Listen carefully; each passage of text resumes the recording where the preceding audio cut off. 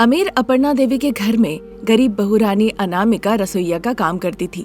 शारदा वहाँ पर माली का काम किया करती थी। उस वक्त वो घर के बगीचे में पौधों पे पानी दे रही होती है। ये क्या, आज बहू ने मुझे चाय नहीं पिलाया, खाने के लिए कुछ नहीं दिया, भूल गई है क्या मैं भी यहाँ पे हूँ। शारदा इस तरह सोच ही रही थी कि तब तक बहू अनामिका गर्मा गर्म नाश्ता और चाय लेकर उनके पास आती है। आ गई बहू रानी, मैं कब से इंतजार कर रही थी। मैंने सोचा कि तुम मेरे बारे में भूल ही गई हो। हम दोनों एक ही घर में है ना माँ जी, मैं फिर कैसे भूल सकती हूँ। भले ही थोड़ी सी देर हो जाए, लेकिन मैं आपको ना खिलाऊं ऐसा हो सकता है क्या? इतना कहकर अनामिका शारदा को नाश्ता करने के लिए देती है। हरे हरे बगीचे में बेंच के ऊपर बैठकर शारदा नाश्ता करने लगती है। ठीक उसी वक्त एक गाड़ी आके उनके घर के सामने रुकती है। अनामिका उस गाड़ी को देखने लगती है। माँ जी, अपर्णा मैडम आ चुकी है, आप डरिएगा नहीं। मैडम कही है हमें कई चीजें बार बार, पर खाने के दौरान उठते नहीं, आप बस खाते रहिएगा। ठीक है बहू, तुम अभी अंदर जाओ और उनसे पूछो कुछ चाहिए कि नहीं। ठीक है माँ जी। इस तरह कहने पे अनामिका वहाँ से चली जाती है। शारदा नाश्ता करने लगती है। तब तक अपर्णा देवी हॉल में आती है। अनामिका एक ग्लास ठंडा ठंडा पानी ले जाकर अपर्णा देवी को देती है। मैडम, ठंडा पानी मैडम। अनामिका पानी देती है। अपर्णा देवी पानी लेते हुए, अनामिका जाके मेरे जरा कपड़े पैक कर दो तो, कहते हुए अपर्णा देवी पानी पीने लगती है। अभी कर दूं क्या मैडम, या थोड़ी देर बाद भी कर सकती हूँ? अभी कर दो अनामिका, मेरे पास वक्त नहीं है, मुझे अमेरिका के लिए निकलना होगा। ठीक है मैडम, फिर मैं अभी जाके आपके कपड़े पैक कर देती हूँ।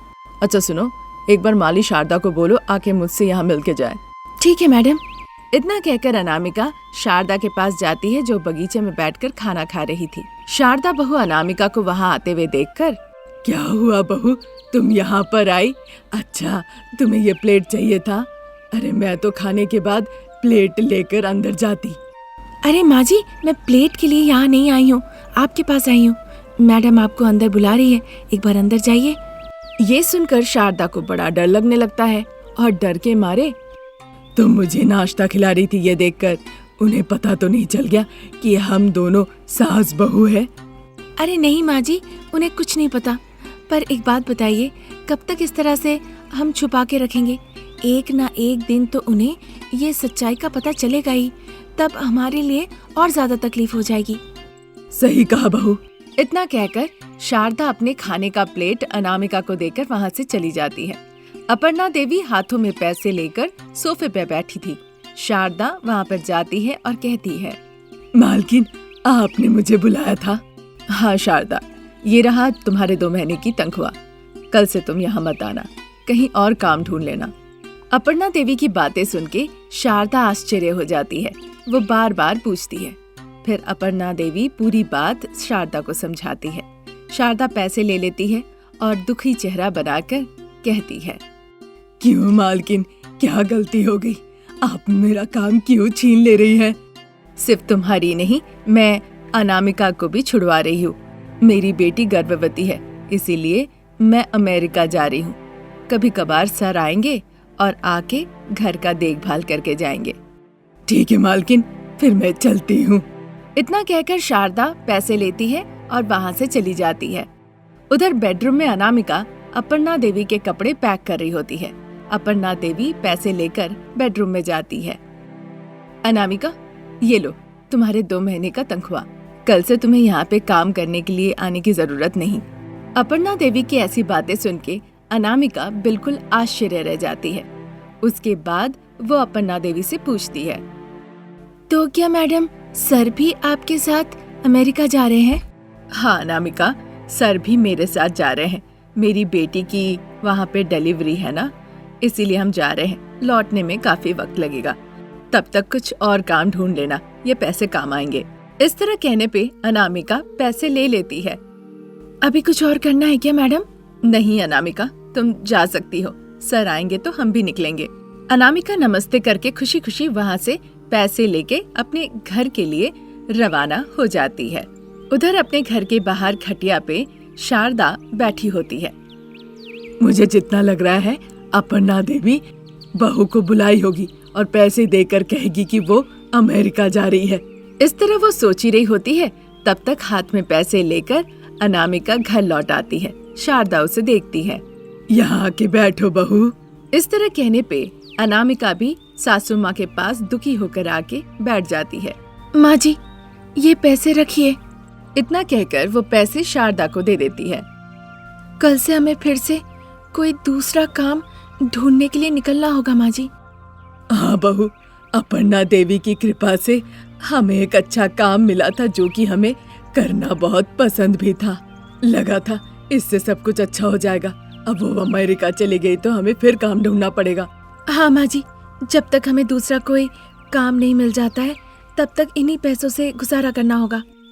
हाँ बहू, वही मैं भी सोच रही हूँ। अब भगवान को जाके पूजा करना होगा ताकि 1-2 दिन में हमें नया काम मिल जाए।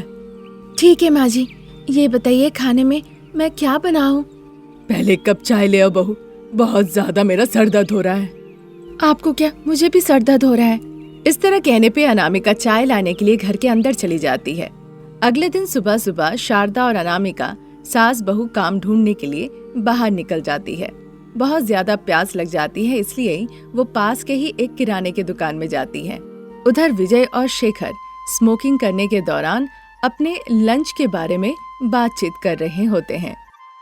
विजय, यहाँ रोज रोज लंच बहुत खराब होता जा रहा है ना? कितना भी कहो वो हमारी बात सुनता ही नहीं।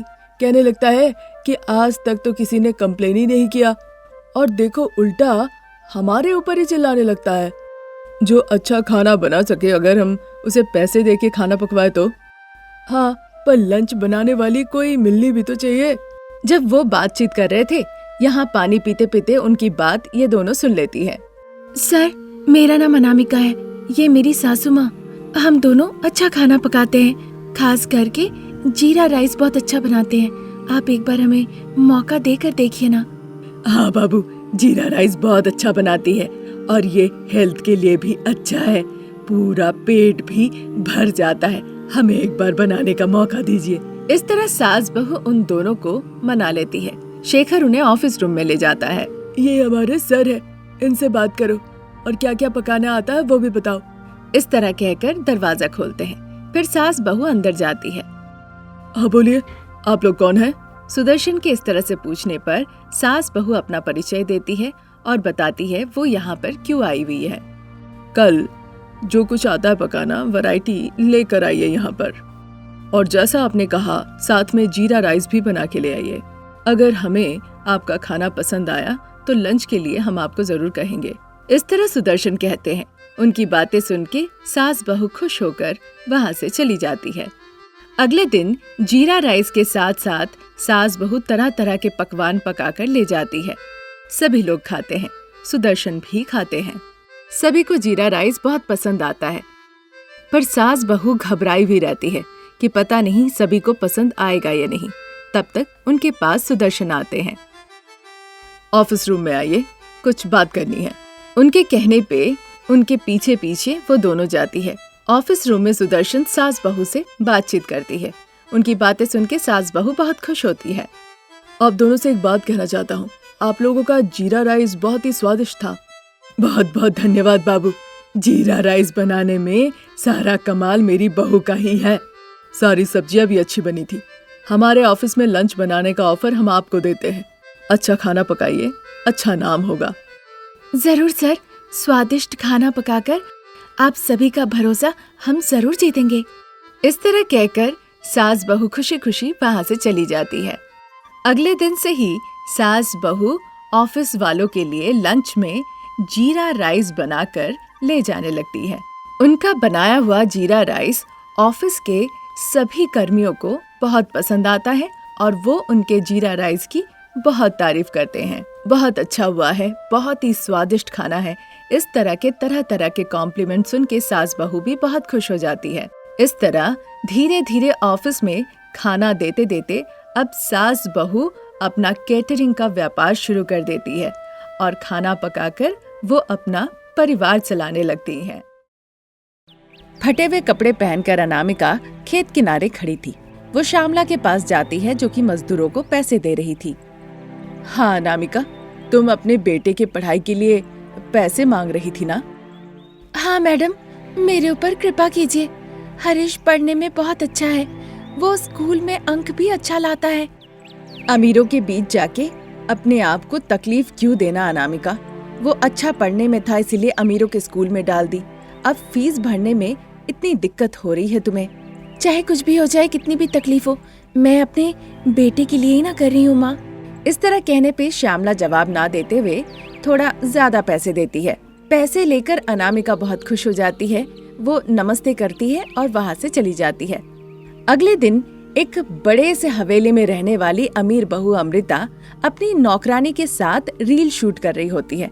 तभी उसके पति विक्रम वहाँ पे आते हैं। अमृता, अभिराम अभी तक घर नहीं आया, कहाँ गया? और कहाँ जाएगा, दोस्तों के साथ खेलने के लिए बाहर गया है।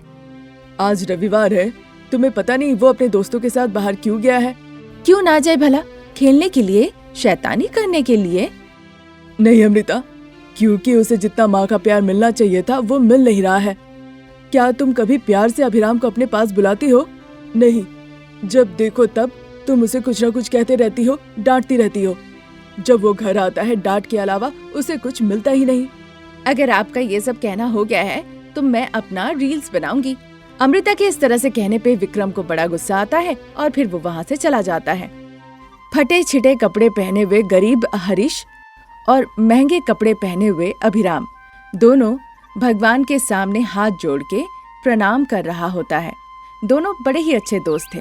उस वक्त पंडित जी मंदिर में मंत्र पढ़ रहे होते हैं। हरीश, तुम मुझे यहाँ पे क्यों ले आए? रुको, बताता हूँ। कह ही रहा था कि तब तक पंडित जी खीर प्रसाद ले आकर उन्हें देते हैं। हरीश हाथ आगे बढ़ाता है। तुम भी हाथ फैलाओ, प्रसाद है ये, प्रसाद खाना अच्छी बात है। इस तरह कहने पर अभिराम भी अपना हाथ आगे बढ़ाता है। पंडित जी दोनों के हाथ में खीर प्रसाद खाने के लिए देते हैं। फिर वहाँ से दोनों मंदिर प्रांगण के सीमेंट बेंच के पास आते हैं। वहाँ बैठकर दोनों प्रसाद खाने लगते हैं। प्रसाद कैसा लगा तुम्हें?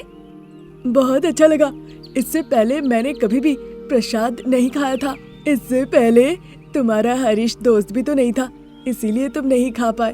अब मैं हूँ ना, अब मैं तुम्हें हर चीज दिखाऊंगा, हर चीज का स्वाद चखाऊंगा। हम ये खाना और प्रसाद के बारे में बाद में बात करेंगे, पर मैं एक सवाल पूछना चाहता हूँ। तुम सच सच बताना, तुम झूठ मत कहना। मैं तुम्हारा दोस्त हूँ ना, मैं तुम्हें सच ही बताऊंगा। बताओ क्या पूछना चाहते हो? कल जब क्लासरूम में टीचर ने माँ के बारे में पूछा था, तुमने माँ के बारे में बहुत अच्छी बात कही थी। सच में क्या माँ का प्यार इतना अच्छा होता है? हाँ, सच में अच्छा होता है। तुम्हारी तो माँ है ना, क्यों तुम्हें नहीं पता क्या माँ का प्यार कितना अच्छा होता है? हरीश की इस तरह कहने पर अभिराम का चेहरा उतर जाता है, आंखों में आंसू आ जाते हैं। मुझे नहीं पता, जब देखता हूँ तो माँ मेकअप के बारे में, गहनों के बारे में, कपड़ों के बारे में बस सोचते रहती है। वो कभी मेरे बारे में सोचती ही नहीं। अच्छा, दुखी मत हो। अरे हरीश, मैं सच में देखना चाहता हूँ कि माँ का प्यार कैसा होता है। क्या तुम अपने साथ अपने घर मुझे ले जा सकते हो? लेकिन अगर तुम्हारी माँ पूछी तो तुम क्या जवाब दोगे? मैं कुछ ना कुछ कह दूंगा। मैं कोशिश करूंगा कम से कम तुम्हारे साथ मैं 1 हफ्ते रह सकूं। 1 हफ्ते के लिए जरूरत नहीं है, मैं तुम्हें आज ही ले जाऊंगा, वही काफी है। हरीश की बात सुन के अभिराम बहुत खुश हो जाता है। उधर घर के सामने एक खटिया बिछाया हुआ था जहाँ प्रसाद बैठे थे। शारदा वहाँ आती है। अजी, हमारे पोते साहब कहाँ है, देखा है क्या? नहीं देखा शारदा, शायद कहीं बच्चों के साथ खेल रहा होगा। तुम ज्यादा परेशान मत हो। जिस दिन उसे स्कूल से छुट्टी मिलती है वो हमारा बात कभी सुनता है क्या? 2-4 बार पीट के देखिए, वो जरूर सुनेगा। बात चली रही थी कि अभिराम को लेकर हरीश घर आता है। माँ, बहुत भूख लगी है, खाना दो ना माँ। दो बहू दो, उसे प्लेट भर के खाना दो। सुबह उठ के कितनी मेहनत किया है और फिर उसके बाद अब घर लौट आया है ना। इस तरह कहने पर अनामिका 1 प्लेट खाना लेकर बाहर निकल आती है। हरीश के साथ सभी लोग अभिराम को देखने लगते हैं। ये कौन है बेटा? इसका नाम अभिराम है। ये मेरे साथ पूरा दिन रहेगा। मेरे साथ साथ माँ अभिराम को भी खाना दो ना। ठीक है बेटा, तुम दोनों यहाँ आकर बैठो। इस तरह कहने पे हरीश और अभिराम अनामिका के पास आके बैठते हैं। वो तीनों बगीचे के बेंच में बैठते हैं। अनामिका दोनों को अपने हाथ से खाना खिला देती है। ये देखकर अभिराम वहीं पे रोने लगता है। ये देखकर हरीश घबरा जाता है। क्या हुआ, खाना बहुत तीखा है क्या? नहीं रे, माँ का प्यार देखकर मेरे आंखों में आंसू आ गए। मुझे नहीं पता था कि माँ का प्यार इतना अच्छा होता है। तुम्हारी माँ नहीं है क्या बेटा? है आंटी, पर वो बहुत अमीर है ना। हमेशा वो मेकअप लगाती है और रील्स बनाते रहती है। कभी वो मुझे इस तरह से अपने हाथों से खाना नहीं खिलाई। वो इस तरह कहता है। फिर अनामिका बड़े ही प्यार से दोनों को अपने हाथों से खाना खिला देती है। थोड़ी देर के बाद अनामिका अपने आँखों में पट्टी बांध लेती है और हरीश अभिराम के साथ छुआ-छुई खेलती है। माँ, तुम मुझे नहीं पकड़ सकती। हरीश, कहाँ हो तुम? अभिराम, कम से कम तुम तो कहो, कहाँ हो? मैं भी नहीं बताऊंगा माँ। इस तरह कहकर अभिराम वहीं रुक जाता है। शारदा, हरीश, प्रसाद सभी लोग अभिराम को आश्चर्य होकर देखने लगते हैं। अनामिका जाकर अभिराम को पकड़ लेती है। अभिराम आउट हो गया। इस तरह कहकर वो अपने आंखों की पट्टी हटाती है। अभिराम वहीं था। 1 घंटा निकल जाता है। हरीश, अब मुझे अपना घर जाना होगा। चलो, मैं फिर कभी तुम्हारे घर आऊंगा, आज नहीं। बाद में क्यों जाना, आज तुम मेरे साथ चलो ना, तब तुम्हें समझ में आएगा कि वो मुझे कितना प्यार से रखते हैं। ठीक है, चलो चलते हैं। हरीश के इस तरह से पूछने पर अनामिका भी अनुमति दे देती है। फिर हरीश के गरीब कुटिया से वो दोनों अभिराम के घर जाने के लिए निकल जाते हैं। वहाँ अमीरों के घर पे हरीश अभिराम के साथ जाता है। अमीरों वाला सोफा, ठंडा ठंडा घर। विक्रम उन दोनों को देखकर कहते हैं, अभिराम, कहाँ चले गए थे तुम? पिताजी, इसका नाम हरीश है। ये मेरा बेस्ट फ्रेंड है। मैं खेलने के लिए अपने साथ अपने घर पे इसे ले आया। बात चली रही थी कि तभी वहाँ अमृता आती है। गरीब हरीश को देखकर वो कहने लगती है, देख के ही मुझे उल्टियाँ आ रही है, पहले इसे यहाँ से निकालो। मैं इसे नहीं भेजने वाला माँ, मुझे बदबू नहीं आ रही है। हम यहीं पे रहेंगे। आज मुझे पता चला कि माँ का प्यार क्या होता है। उसकी माँ ने आज अपने हाथों से खाना खिलाया। तो मैं क्या करूँ? उसकी मम्मी को जाकर मैं पूजा करूँ क्या? पहले सीखो कि बेटे को कैसे प्यार किया जाता है। उन्होंने मसालेदार खाना खिलाया, लेकिन उनके प्यार के आगे मुझे बिल्कुल तीखा नहीं लगा। ये सब सुनकर अमृता अभिराम को डांट फटकार लगाती है और वहाँ से चली जाती है। बेटा अभिराम, तुम्हारी माँ नहीं बदलने वाली है। तुम दोनों आए हो, जाओ अपने कमरे में जाके खेलो। पिता के कहने पर अभिराम हरीश को लेकर अपने कमरे में जाता है। उस कमरे में माँ के खिलौने से भरे हुए थे। देखकर हरीश हैरान रह जाता है। जब तुम अपनी माँ से इतना प्यार करते हो तो तुम्हारी माँ तुमसे प्यार क्यों नहीं करती? इस तरह की बातें हो ही रही थी। उधर अमृता जो रील्स बना रही थी वो फिसल के गिर जाती है और जोर से चिल्लाती है। उसकी आवाज सुन के हरीश, अभिराम, विक्रम तीनों भागकर उसके पास जाते हैं। उसे जल्दी से अस्पताल ले जाते हैं। क्योंकि बहुत ज्यादा सर पे चोट लगी है, वो कोमा में चली गई है। अब उसे होश कब आएगा ये बताना बहुत ही मुश्किल है। इतना कहकर डॉक्टर साहब वहाँ से चले जाते हैं। विक्रम बहुत ज्यादा परेशान हो जाते हैं। हरीश रोने लगता है, लेकिन अभिराम दुखी होकर चुपके चुपके आंसू बहाता है। फिर वो अपनी माँ अमृता के पास जाता है और अमृता का हाथ पकड़ के कहने लगता है, उठो माँ, मुझे आप चाहिए माँ। कौन मुझे खाना खिलाएगा, कौन मेरे साथ खेलेगा? उठो माँ, मुझे मेरी माँ चाहिए, मुझे मेरी माँ चाहिए, मुझे माँ का प्यार चाहिए। ये कहकर अभिराम रोने लगता है। देखकर हरीश की आंखें भर आती है। विक्रम भी रोने लगते हैं। फिर हरीश ईश्वर से प्रार्थना करते हुए, हे भगवान, मेरे दोस्त की माँ को उसे लौटा दो भगवान। वो प्रार्थना करने लगता है। थोड़ी देर बाद अमृता अपनी आंखें खोलती है। बेटा अभिराम, माफ कर देना बेटा, आज से मैं तुम्हारे साथ रहूंगी, तुम्हारी माँ बनके तुम्हें माँ का पूरा प्यार दूंगी। अमृता की बातें सुनकर अभिराम बहुत खुश हो जाता है। अमृता घर वापस लौट आती है। इसी तरह दिन निकलते हैं।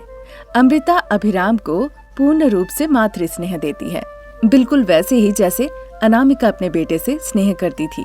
माँ सिर्फ दो शब्द नहीं है, दो जिंदगी का सफर है और वो सफर हमेशा खुशहाल होनी चाहिए।